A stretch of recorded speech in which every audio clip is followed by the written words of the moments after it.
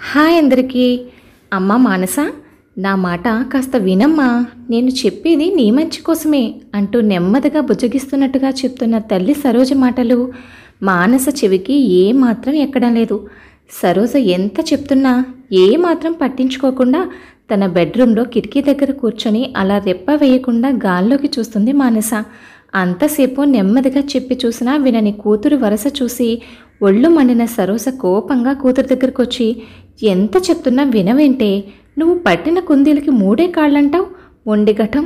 పెళ్ళైనా చాలా సంవత్సరాలు పిల్లలు కలగకపోతే ఎన్నో మొక్కులు మొక్కి పూజలు చేసి కన్నానే నిన్ను. ఒక్కగానొక కూతురు అని నువ్వు ఆడిందాట పాడింది పాటగా గారంగా పెంచితే చివరకు కోతికి పెత్తనం ఇస్తే గోదారికి అడ్డంగా ఈదిందన్నట్టు నువ్విలా తయారయ్యావు. ఏం చేస్తే నీ నిర్ణయం మారి నువ్వు దారిలో పడతావో నాకు అర్థం కావట్లేదు అంటూ గట్టిగా తిట్టేసరికి ఏడుస్తూ అక్కడి నుంచి లేచి వెళ్ళిపోయింది మానస. కూతురు కిటికీ దగ్గర నుంచి లేవగానే ఆ కిటికీ తలుపు భళ్ళున వేసి గడియ పెట్టేసి బయటకొచ్చి సోఫాలో కూర్చుని ఆలోచనలో పడింది సరోజ. ఇంతలో వీధి తలుపు తడుతున్న శబ్దం. సరోజ వెళ్ళి తలుపు తీసి చూసేసరికి ఎదురుగా సరోజక్క పద్మావతి. రా అక్క రా, బావున్నావా? బావగారు పిల్లలు ఎలా ఉన్నారు అంటూ ఇద్దరూ కాసేపు క్షేమ సమాచారాలు మాట్లాడుకోవడం మొదలుపెట్టారు. చెల్లెల్ని చూసి, ఏమిటే మొహం అంతా అలా పీక్కుపోయింది, ఒంట్లో బాగాలేదా అంటూ ఆరా తీసింది పద్మావతి. అదేం లేదక్కా, ఒంట్లో బాగానే ఉంది, ఇంట్లోనే బాగాలేదు అంటూ నిట్టూర్చింది సరోజ. గదిలో ఉన్న మానసను చూసి, ఎలా ఉన్నావే మానస అంటూ పలకరించబోతున్న పద్మావతికి అడ్డుపడుతూ, దానికేం, అది బాగానే ఉంది, మమ్మల్నే మనశ్శాంతిగా ఉండనివ్వడం లేదు అంటూ కళ్ళ నీళ్లు పెట్టుకుంది సరోజ. ఏడుస్తున్న చెల్లెలి వంక మౌనంగా కూర్చున్న మానస వంక అటు ఇటు తల తిప్పి చూసిన పద్మావతి, ఏమైందే, కొంప తీసి ఏదైనా ప్రేమాదోమ అంటుందా ఏంటి అన్న పద్మావతి మాటలకు, అవునక్క అదే అంది సరోజ. ఇంతకీ ఎవరేవాడు అని పద్మావతి అడిగేసరికి అక్క చెయ్యి పట్టుకుని ఇంటి పక్కకు తీసుకెళ్ళి వాళ్ళ పిట్టగోడకు అవతల వైపు ఉన్న ఇంటి వైపు చూపించి ఏదో చెప్పింది సరోజ.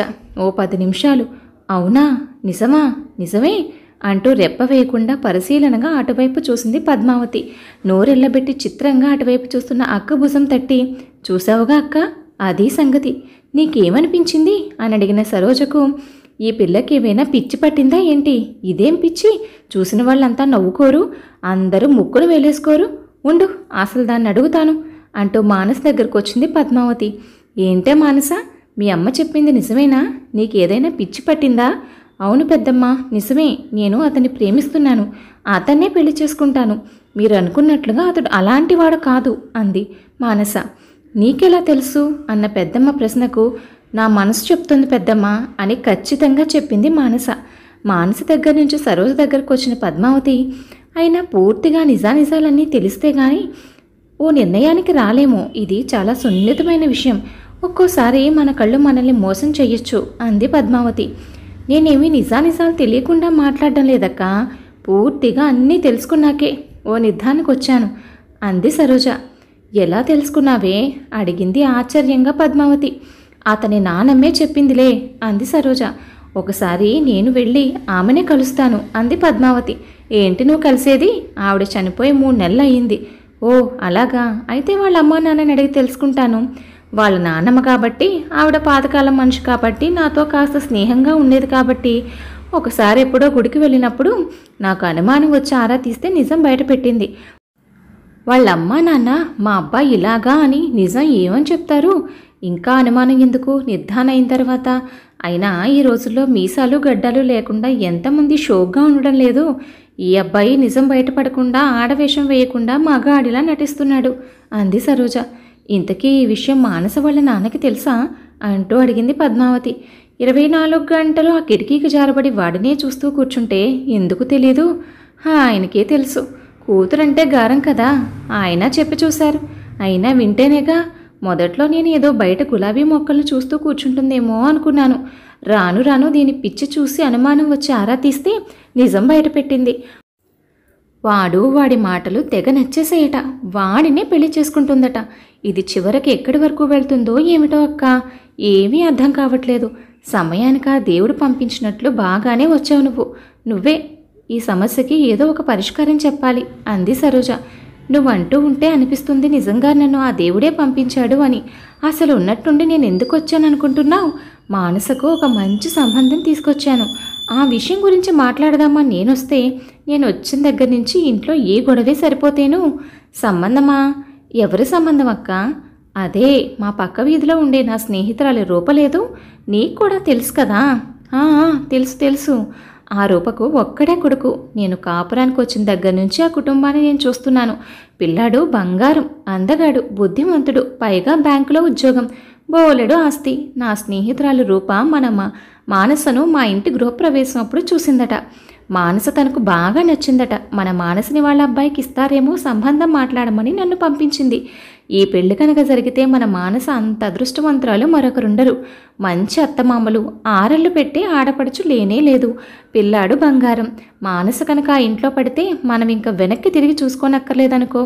అంత మంచి సంబంధం అని పద్మావతి చెప్పేసరికి, నువ్వు చెప్తుంటే వినడానికి అంతా బాగానే ఉందక్క, కానీ ఈ పిల్లేమో మన మాట వినడం లేదు. మానసని ఈ పెళ్ళికి ఎలా ఒప్పించాలో అర్థం కావడం లేదు. అదంతా నేను చూసుకుంటాను లేవే. చిన్నపిల్లలు తెలియక నిప్పు పట్టుకుంటా అంటే మనం చూస్తూ ఊరుకుంటామా ఏంటి? వాళ్ళకి అర్థమయ్యేలా వివరంగా చెప్పము. ఇది అంతే. అయినా ఈ పద్మావతి రాకముందు ఓ లెక్క, వచ్చిన తర్వాత ఓ లెక్క. నేనున్నాను కదా. మన మానస పెళ్ళైన తర్వాతే నేను తిరిగి మా ఇంటికి వెళ్ళేది, సరేనా అంటూ చెల్లెలికి ధైర్యం చెప్తూ, దాదాపు 2 సంవత్సరాల నుంచి అది ఇంట్లో ఖాళీగా ఉంటుంది. పైగా పెళ్లి వయసు వచ్చింది. అందుకే దాని బుర్ర పిచ్చి పిచ్చిగా ఆలోచిస్తుంది. దానికి సరైన జోడీ చూసి పెళ్లి చేసేస్తే సమస్యలన్నీ తీరిపోతాయి అంది పద్మావతి. మొత్తానికి అక్క చెల్లెలిద్దరూ కలిసి మానసను బలవంతం చేసి తన ప్రమేయం లేకుండా మానస పెళ్లి ఏర్పాట్లు చేసేశారు. వారి స్థాయికి తగినట్టుగా ఘనంగా పెళ్లి జరిపించి మానసను అత్తారింటికి చీరసాలతో సాగనంపారు. అక్క సాయంతో పెళ్లి చేసి పంపించింది, కానీ కూతురు అక్కడ అత్తవారింట్లో ఎలా ఉంటుందో ఏమో అన్న అనుమానం సరోజ మనసులో లేకపోలేదు. కానీ పద్మావతి ఎప్పటికప్పుడు అక్కడి సమాచారాన్ని అంతా చెల్లెల చెవిలో వేస్తూనే ఉంది. పెళ్ళైన నెల రోజులకు మానస దగ్గర నుంచి సరోజకు ఫోన్ వచ్చింది. అమ్మా, నువ్వు నాన్నగారు ఎలా ఉన్నారు? నేను బాగానే ఉన్నాను. అత్తయ్య మావయ్య చాలా మంచివాళ్ళు. ఆయన నన్ను బాగా చూసుకుంటున్నారు. మా అత్తయ్యకి షాపింగ్ చేయడం అంటే చాలా ఇష్టం. నన్ను అస్తమాను షాపింగ్కి తీసుకువెళ్తూ ఉంటారు. మన ఇంట్లో అయితే నాకు అస్సలు టైంపాస్ అయ్యేది కాదు. ఇక్కడ రోజు ఎలా గడుస్తుందో కూడా తెలియడం లేదు. ఉంటానమ్మా అంటూ ఫోన్ పెట్టేసింది మానస. ఫోన్లో కూతురు మాటలు విని సంతోషంతో నవ్వుకుంటూ వస్తున్న భార్యని చూసి, ఏమిటోయ్ అంత ఆనందంగా ఉన్నావు, ఏంటి సంగతి అని అడిగాడు భర్త. మన మానస ఇప్పుడే ఫోన్ చేసిందండి. అక్కడ వాళ్ళ అత్తారింట్లో చాలా సంతోషంగా ఉందంట. పోనీలే, మనకు కావాల్సింది కూడా అదే కదా. అవునండి, మనకు కావాల్సింది కూడా దాని సంతోషమే. అందుకే నేను ఆ మాట చెప్పాను. ఏ మాట? అదేనండి, అప్పుడు మన మానస పిచ్చెక్కిపోయిన కుర్రాడు గురించి వాళ్ళ నానమ్మ నాతో ఏదో చెప్పిందన్నానుగా. అతడు మగాడు కాదనా? అవును. వాళ్ళ నానమ్మ నాతో ఏమీ చెప్పలేదు. మరి నువ్వెందుకు అలా అబద్ధం చెప్పావు? లేదంటే మరేం చేయమంటారు? మన స్థాయి ఏమిటి, వాళ్ళ స్థాయి ఏమిటి? రెక్క ఆడితే గాని డొక్కాడని బ్రతుకులు వాళ్ళవి. ఒక పూట పనిలోకి వెళ్ళకపోతే కడుపులో కాళ్ళు పెట్టుకుని పడుకునే పరిస్థితి. ఉన్నది కూడా అద్దె కొంపాయే. అలాంటి పేదరికంలోకి మన మానసును పంపించమంటారా అని భర్తకు సమాధానం చెప్పి సేద తీరినట్లుగా సోఫాకి చేరపడి, ఇదంతా నీ మంచి కోసమే చేశాను మానస, నీ మంచి కోసమే అనుకుంది సరోజ. కథ విన్నారు కదండి. కథపై మీ అభిప్రాయాన్ని తప్పకుండా కామెంట్ చేయండి. మరొక మంచి కథతో మళ్ళీ కలుద్దాం. ఉంటాను మరి.